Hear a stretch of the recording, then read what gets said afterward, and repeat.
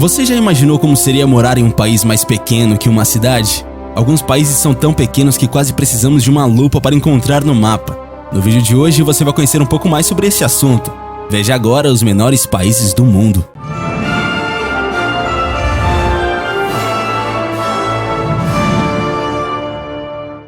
Principado Sealand. Em seu livro Utopia, publicado em 1516, Thomas Moros elaborou uma séria crítica ao sistema feudal, assim como às injustiças sociais, e fundou o termo utopia para celebrar um território perfeito, sem defeitos, longe dos senhores do poder e da política corrupta. Possivelmente inspirado em Moros, o inglês encrenqueiro Roy Bates também criou a sua própria utopia, não em forma de um livro, mas sim em um território só dele. O cara teve uma ideia mirabolante e decidiu fundar um país. Sim, isso mesmo, o ilustre Principado de Sealand. Lá não existe sequer um grão em terra firme, sendo nada mais do que uma antiga plataforma de concreto e aço que servia como base naval, erguida nas águas do sudeste da Inglaterra. Sealand já foi chamada de Rogues Towers, atuando como uma base de defesa marítima contra ataques alemães, consistindo em duas grandes torres com capacidade para 200 soldados.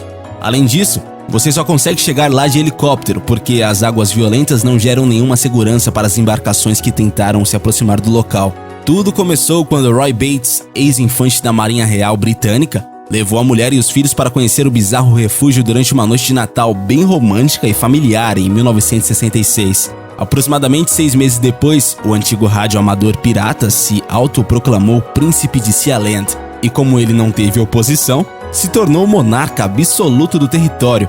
Depois de instalado oficialmente na plataforma, resolveu fundar o seu próprio país depois de descobrir que uma corte londrina não autorizou seu despejo do local, já que estava em águas internacionais, portanto, fora do alcance da legislação britânica.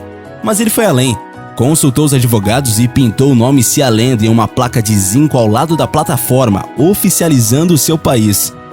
Em meados de 1967, o rei Roy elegeu sua mulher Joan como princesa oficial de Sealand e seus filhos Michael e Penelope como pequenos príncipes, e ainda apresentou a bandeira e o brasão definitivo de seu país. Em 1975, ele resolveu escrever a Constituição de Sealand e mandou cunhar moedas, emitir selos e passaportes, garantindo de que o seu território fosse reconhecido como uma nação legítima. Não contente, em 2005, Bates pediu à rádio da Orquestra Sinfônica da Eslováquia para que criassem o hino nacional do lugar. Em 2006, infelizmente, a plataforma pegou fogo devido a um curto-circuito no velho gerador de energia, que era movido a óleo diesel. O problema foi resolvido, mas os problemas financeiros continuam a deteriorar o pequeno lugar.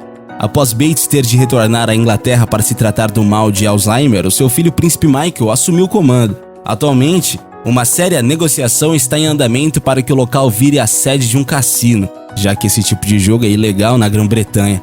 Além disso, até hoje o território não é reconhecido oficialmente como um país pela Inglaterra ou Alemanha. Palau. A República de Palau é um país insular da Micronésia, no Oceano Pacífico. Apesar de seu tamanho minúsculo, o arquipélago tem muitos anos de história. A ilha foi descoberta há mais de 3.000 anos e já passou pela mão de muitos poderosos, mas também, com uma beleza daquela, quem não queria ser dono desse lugar maravilhoso, né? Por ter sido alvo de várias guerras, o país tem um atrativo a mais para quem curte mergulhar. Os mares são cheios de aviões e navios naufragados, e são locais ideais para ver os mais lindos recifes de corais e animais marinhos típicos da região. É realmente maravilhoso. Já para quem adora uma curtição, a ilha de Palau também oferece opções interessantes. São Cristóvão e Neves. São Cristóvão e Neves é um país da América Central que é dividido em 2 estados, ou melhor, em 2 ilhas, Ilha de São Cristóvão e Ilha de Neves.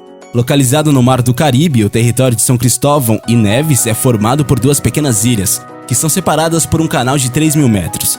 O país não possui fronteiras terrestres, estando próximo a Porto Rico e Antígua e Barbuda. Em 1493, Cristóvão Colombo chegou à ilha, que era habitada por índios caraíbas. No entanto, foram os britânicos que durante o século XVIII iniciaram o processo de colonização, promovendo o extermínio da população nativa e introduzindo o cultivo de cana-de-açúcar como utilização de mão de obra escrava africana. A independência nacional só foi obtida em 19 de setembro de 1983. Após esse fato, a nação se tornou integrante da Comunidade Britânica, bloco formado pelo Reino Unido e suas ex-colônias. O país apresenta relevo montanhoso e um belo litoral, São Cristóvão, a ilha mais extensa, abriga 80% da população, a maioria descendentes de escravos africanos. Movimentos separatistas em Neves defendem a autonomia política da ilha, propondo uma separação de São Cristóvão. As belas praias de areia fina e águas azuladas atraem milhares de turistas, fazendo com que essa seja a principal fonte de receita do país. O setor financeiro também exerce grande importância na economia de São Cristóvão e Neves. O Principado de Hutt River. Os principados foram criados por cidadãos locais que resolveram por razões que vão desde a vaidade ao protesto contra impostos, passando pela tomada de posição contra leis australianas. Bom, eles resolveram formar seus próprios governos, se autoproclamando duques, príncipes ou imperadores, mas sem nunca terem sido reconhecidos ou levados a sério pelo governo australiano.